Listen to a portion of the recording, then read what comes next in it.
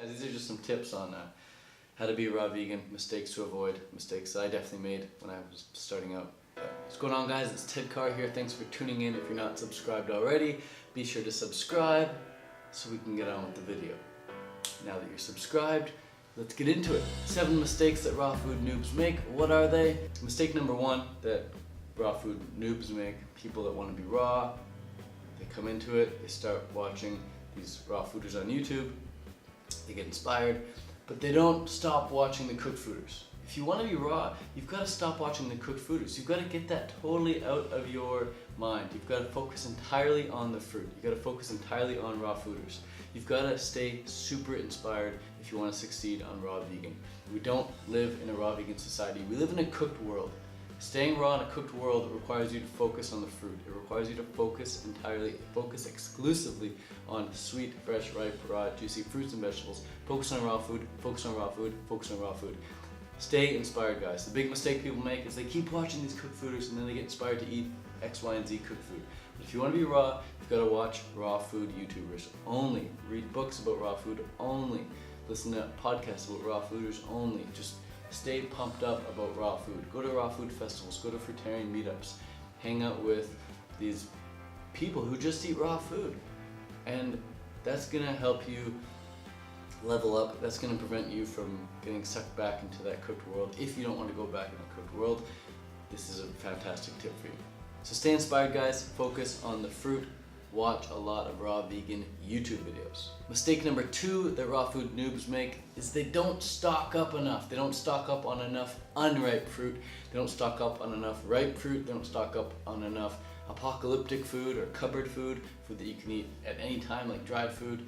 They don't stock up on enough frozen food and fridge food.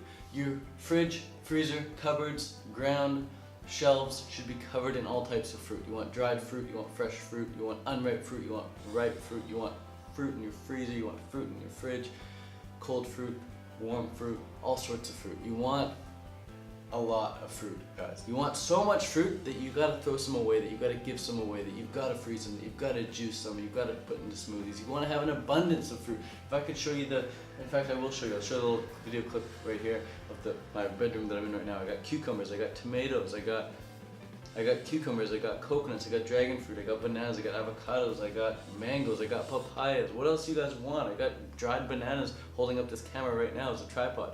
I've got so much fruit here, guys. And this is just basic. This is just another day in the life of a raw vegan, day in the life of a fruitarian. If I can do it, you can do it. All you gotta do is go to the market and make sure you buy unripe fruit and you buy ripe fruit. You've gotta have a mix. Don't just buy ripe fruit, don't just buy unripe fruit. You've got to have a mix, because by the time you finish eating all the ripe fruit, the unripe fruit's gonna be ready. And by the time you're starting to eat that unripe fruit, you better have more unripe fruit in stock. It's much better to ripen up the food at your house than to go buy food for the day. It's so hard to be raw vegan when you don't have anything in stock. It's very hard to be raw vegan and you have to go to the market every single day to buy food. Unless you've got a sweet hookup at the market and this lady or this man there cuts up fruit for you and just go there every day and pick it up. That's cool, but for most people, it makes way more sense to buy fruit unripe and let it ripen up in your house. And it's just a big mistake that raw food noobs make, is they don't do that. They think they can just buy food for the day. Can't buy food for the day, guys. You've got to stock up in advance. Mistake number 3 that raw food noobs make is they don't eat enough calories. And the reason they don't eat enough calories, I think, is because they don't eat enough fat. You've got to eat more coconut meat, you've got to eat more avocados, you've got to eat more durian. Don't fear the fat. Have a lot of avocados. Have like 1, 2, 3 of these a day, guys. It doesn't matter if you're eating 3 or 4, too much fat, whatever. Too much fat is when you feel sick.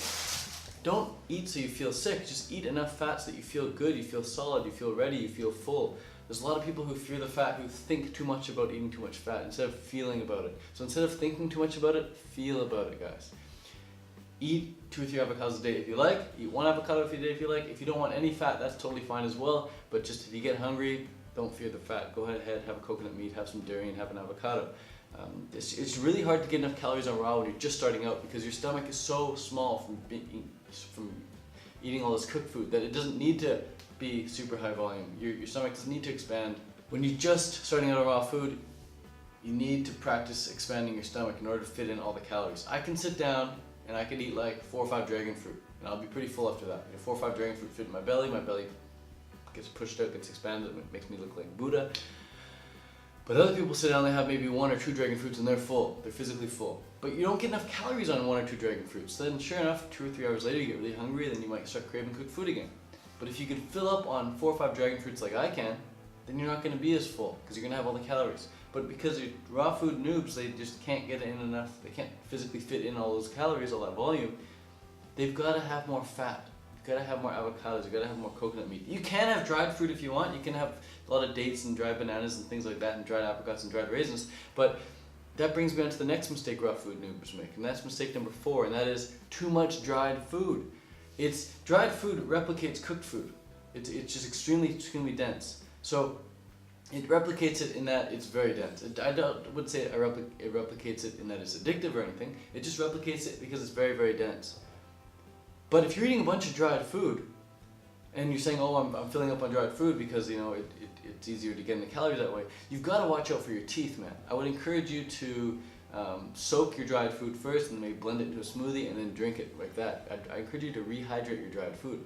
But then, alas, it's not dry after all, it's rehydrated. But I would only have dried fruit in times of emergency. That brings me on to the next mistake raw food noobs make. I think that's mistake number 5 now.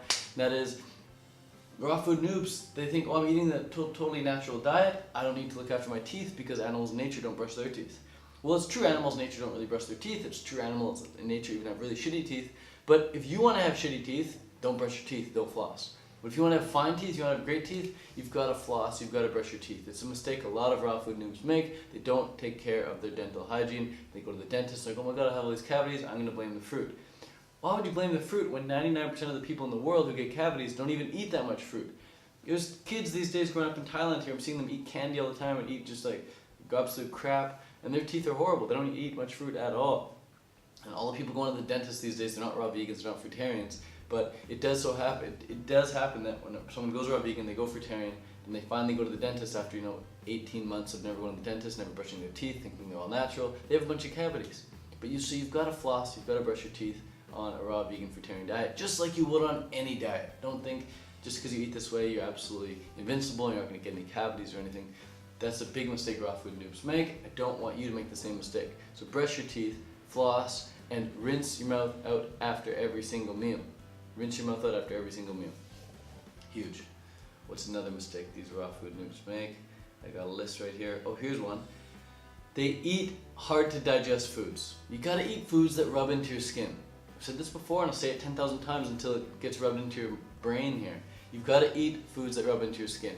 If you're eating foods that don't rub into your skin, you're gonna have gas, you're gonna have indigestion, you're gonna have maybe some bloating, you're gonna have painful stools, you're gonna have maybe some body odor, you're gonna have some acne.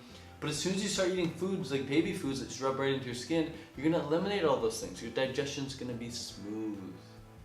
Your gas is gonna be scentless. Your body odor won't even be there. Your hair's not gonna be that greasy, if greasy at all. It just makes sense to eat foods that you feed a baby, because you essentially are a baby, just a grown-up version of a baby. Your digestive system isn't like 10,000 times stronger now that you're an adult. If anything, your digestive system is like all worn and tearing, and you gotta be gentle with yourself, man. Be as gentle with your digestive tract as you would be with the baby. What do we feed babies?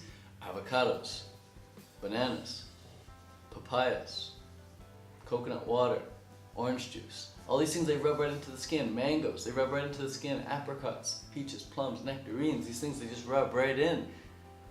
If you're gonna have vegetables, if you're gonna eat vegetables at all, if you're saying, Ted, I can't eat fruitarian, I need to eat my vegetables, go ahead, have your vegetables. But I would encourage you to juice the hard stuff. Juice your carrots, juice your broccoli, juice your cauliflower, juice your kale.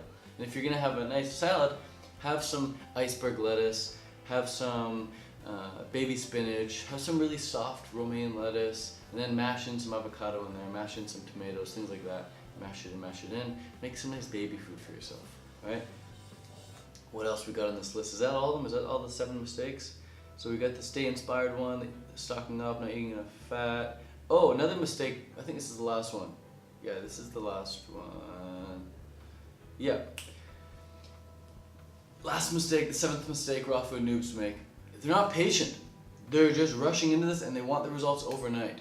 you've got to give yourself time to experience the results. And sure, you're going to feel better after the first meal of raw. If you eat a meal of cooked food and you're going to feel, ugh, and you eat a meal of raw food, you're going to feel like, yeah, you're going to feel fantastic, sure. But if you want the major result, the lifestyle changing results, you've got to give it time. Give yourself 30 days, give yourself 2 months, give yourself a year to really see the benefits. Give yourself time to transition as well. Don't just think, I'm just going to eliminate all cooked food all at once, I'm never going to have addiction or craving ever again. It takes time to unwind, man. It takes time to unravel these layers that you've wrapped around yourself over the 20 years that you've been eating cooked food.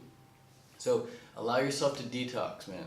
Allow yourself to eat whatever cooked food you want, but then when the time comes for it, just say, all right, be honest with yourself and say, all right, this is the last time I'm going to have this particular cooked food. You say, all right, I'm not going to eat yams anymore. This is the last meal of yams, but maybe next week I'll still allow myself to have some brown rice. And after that, next week you say, okay, no more brown rice, but after that I'll allow myself to have some quinoa or something. And you just go through the list one at a time and be totally fair with yourself and say, hey man, like, I've been eating cooked food for 20 years, I'm not all of a sudden going to, boom, not eat any more cooked food ever again. That's a major stress on your body, man. Every cell in your body is made up of cooked food. Your body's made up of the food you've been eating.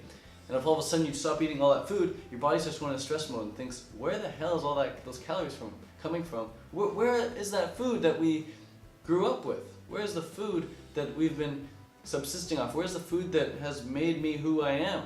Your body's like, dude, we need more of that food. It starts to crave that. It knows, fruit's healthy, but it's like, dude, the fruit hasn't been keeping us alive for 20 years. It's been all the cooked food. So where is that cooked food? So it's a major shift for your body to go through when you all of a sudden stop cutting up cooked food. Because your body's made up of all this cooked food. So give yourself time to transition. Give yourself time to adapt to the raw food. And don't expect overnight results, but sure, expect to feel better emotionally for the first day or so, after the first meal or so, for sure. But anyways, guys, these are just some tips on how to be a raw vegan, mistakes to avoid, mistakes that I definitely made when I was starting out.